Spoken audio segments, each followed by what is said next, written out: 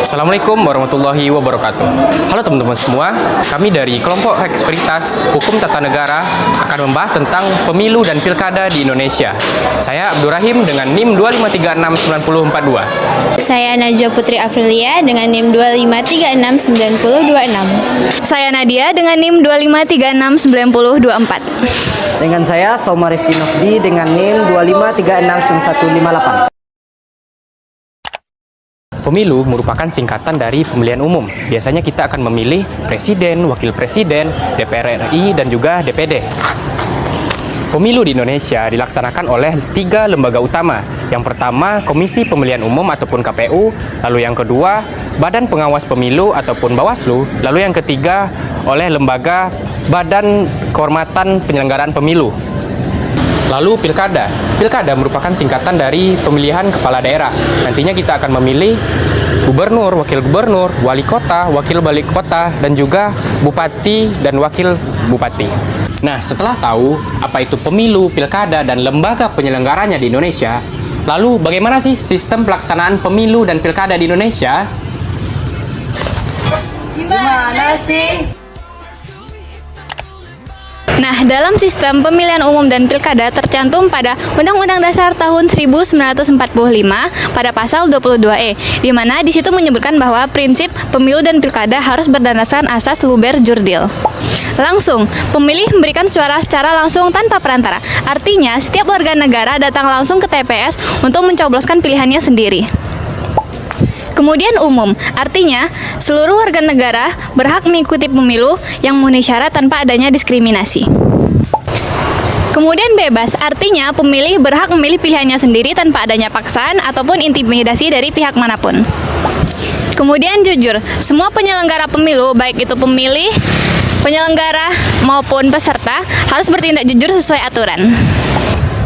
Kemudian rahasia, pilihan pemilih tidak boleh diketahui oleh orang lain, artinya privasi pemilih juga tetap harus terjaga. Dan yang terakhir, adil, semua peserta pemilu mendapatkan perlakuan yang setara di mata hukum. Nah, dengan mengikuti sistem pelaksanaan dan ketentuan yang ada pada undang-undang, pelaksanaan pemilu dan pilkada akan mendapatkan kepastian hukum, keadilan dalam memilih, serta akan mencerminkan kedaulatan rakyat. Sistem pelaksanaan pilkada. Sistem pelaksanaan pilkada ini pesertanya adalah calon pemimpin daerah dan wakil pemimpin daerah yang telah diusulkan oleh partai politik atau gabungan dari partai politik.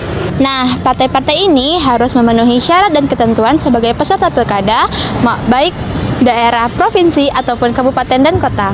Dalam perkembangannya, pilkada juga terbuka untuk independen atau perseorangan yang tentu saja memenuhi ketentuan kedukungan minimal. Sistem pelaksanaan pilkada sama dengan sistem pelaksanaan pemilu, yaitu luber jurdil, langsung, umum, bebas, jujur, dan adil. Sistem ini memungkinkan masyarakat untuk memilih pemimpin dengan aman dan bebas. Rif, perbedaan pemilu pilkada, Rif. Hah? Kamu pengen tahu ya? Iya. Pemilu dan pilkada. Ada beberapa poin penting dalam perbedaan pemilu dan pilkada. Yang pertama yaitu aspek pemilihan. Yang kedua aspek tingkat pemilihan yaitu nasional dan daerah. Yang ketiga tujuan pemilihan, yaitu memilih anggota DPR dan DPD, presiden dan wakil presiden, memilih gubernur dan bupati dan wali kota beserta wakilnya. Oke, kita lanjut perbedaan pemilu dan pilkada. Yang ketiga yaitu bidang penyelenggaraan, KPU, Bawaslu, dan DKPP. Yang keempat, peserta pemilih, partai politik dan calon legislatif. Yang kelima, hasil pemilihan, menentukan arah atau kebijakan nasional dan menentukan kebijakan daerah. Pemilu di Indonesia di atas kertas sudah sesuai dengan prinsip demokrasi. Tetapi pada kenyataannya, pemilu di Indonesia seringkali menghadapi berbagai macam masalah yang mempengaruhi kredibilitas para pemimpin yang terpilih. Masalah yang sering terjadi yaitu politik uang atau money politik. Money politik mempengaruhi suara pemilih dengan memberikan uang ataupun barang tertentu. Politik uang ini mencederai prinsip demokrasi karena keputusan pemilih bukan lagi berdasarkan visi dan misi kandidat, melainkan berdasarkan seberapa tebal amplopnya. Ini menghasilkan pemimpin yang korup dan bodoh dalam menjalankan kewenangan. Kita sebagai pembelajar hukum harus sadar akan hal ini. Sangat buruk bagi masa depan bangsa kita. Kecurangan dalam pemilu telah menjadi darah daging di jati diri bangsa kita. Nah, tugas kita sebagai anak muda adalah memutus rantai kecurangan pemilu yang menjadi lingkaran setan di masyarakat. Kita bisa mulai dari diri sendiri, seperti dengan selalu mengamalkan perilaku yang jujur dan berpegang teguh terhadap kebenaran.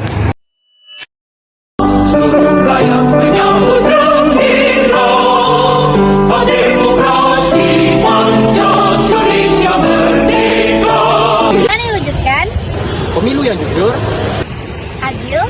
Dan demokratik. See you.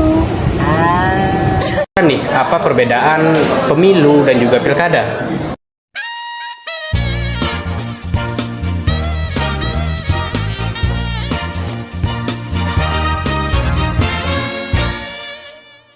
Assalamualaikum warahmatullahi wabarakatuh. Halo teman-teman semua, selamat datang di Elvita. Pada kesempatan kali ini, kita akan membahas tentang pemilu pilkada di sistem demokrasi di Indonesia.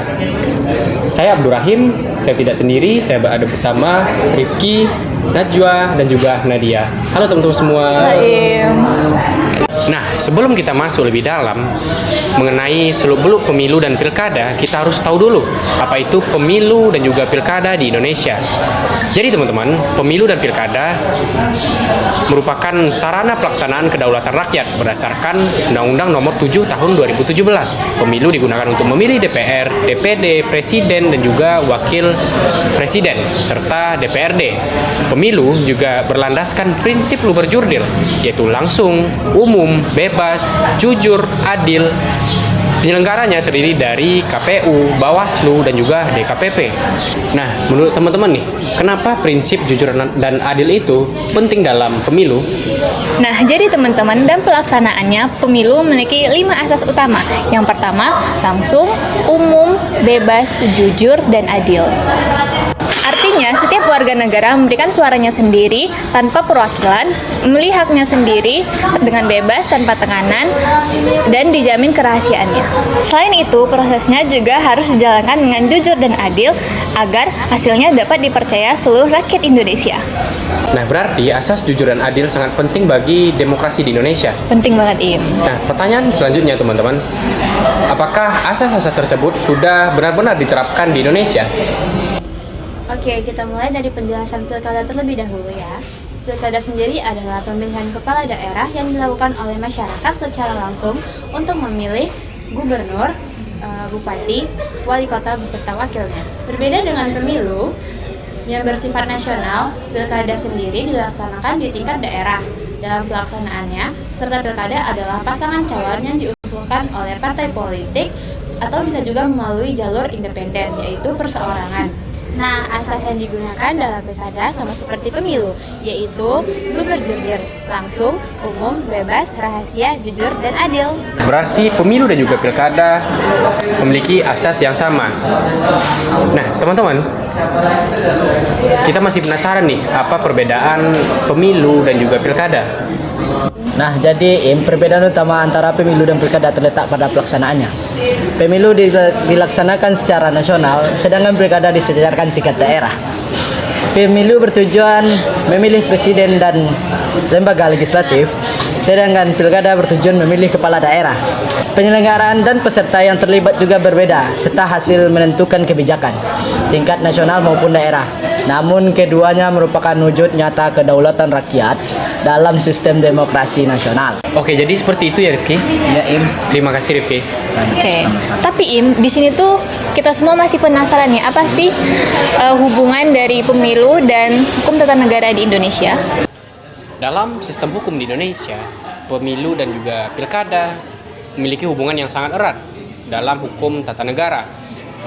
Hukum tata negara mengatur dasar-dasar negara seperti kedaulatan rakyat, sistem demokrasi, serta struktur dan kewenangan lembaga-lembaga negara.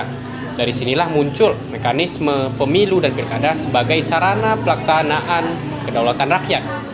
Pemilu dan pilkada merupakan implementasi langsung dari hukum tata negara.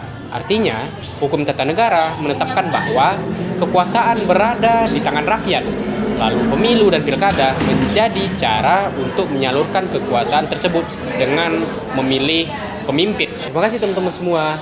Nah, teman-teman, pemilu dan pilkada memiliki peran yang sangat penting bagi menentukan masa depan bangsa kita. Semoga kita menjadi masyarakat sebagai pemilih yang baik. Assalamualaikum. Halo teman-teman, selanjutnya kita akan membahas tentang pemilu di Indonesia. Pemilu di Indonesia dilaksanakan pertama kali pada tahun 1955. Tahun 1955 adalah kali pertama Indonesia melaksanakan pemilu. Awalnya direncanakan tahun 1946. Namun sayangnya pemilu ini gagal terlaksana dan terpaksa mundur. Pemilu pertama ini dilakukan 2 tahapan. Tahapan pertama pada 29 September untuk memilih anggota DPR dan 15 Desember untuk memilih anggota Dewan Konstituente. Pada pemilu tahap pertama diikuti 36 parpol, 34 organisasi massa dan 48 perseorangan. Sedangkan untuk pemilu tahap kedua diikuti 39 parpol, 23 ormas dan 29 calon perseorangan. Kala itu belum terbentuk KPU. Jadi penyelenggara pemilu pada pemilu 1955 adalah Panitia Pemilihan Indonesia atau PPI. Anggota PPI ini diangkat dan diberhentikan oleh Presiden. Nah, lalu pada pemilu 1971. Nah, pemilu kedua seharusnya berlangsung pada tahun 1958, teman-teman. Namun lagi-lagi harus mundur karena adanya masalah keamanan. Sehingga pemilu kedua baru berlangsung 13 tahun kemudian, yaitu pada 3 Juli 1971. Pemilu 1971 berlangsung di era Presiden Soeharto. Pemilu ini bertujuan memilih anggota DPR dan DPRD yang diikuti oleh 10 parpol dan 1 ormas pemilu. Selanjutnya ialah pemilu 1977, yaitu pemilu ketiga yang digelar tahun 1977 yang dilakukan secara serentak di tanggal 2 Mei 1977 untuk memilih anggota DPR dan DPRD. Jumlah peserta pemilunya hanya 3, berbeda dengan pemilu sebelumnya yang diikuti oleh banyak peserta. Pemilu inilah yang menjadi awal mula pemilu diadakan secara periodik setiap 5 tahun sekali. Setelah pemilu tahun 1977, pesta demokrasi di era Orde Baru dilakukan berkala untuk memilih anggota DPR dan DPRD. Sementara, Presiden dan wakilnya ditentukan dari hasil sidang umum MPR. Terhitung 6 kali pemilu diselenggarakan di Orde Baru. 6 kali juga peserta pemilu hanya diikuti oleh 3 partai: Partai Persatuan, Pembangunan, Partai Demokrasi Indonesia, dan Partai Golongan Karya. Pemilu tahun 1999. Pasca digulingkannya pemerintah Presiden Soeharto pada tahun 1999, membuat pemilu dipercepat.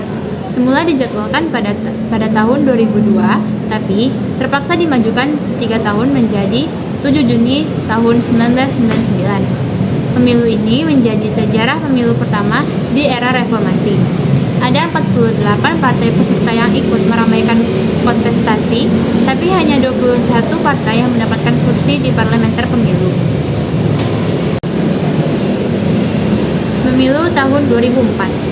Selanjutnya, di era reformasi terjadi tahun 2004. Pemilu ini menjadi saksi sejarah di mana pertama kalinya rakyat Indonesia bisa memilih presiden dan wakilnya secara langsung.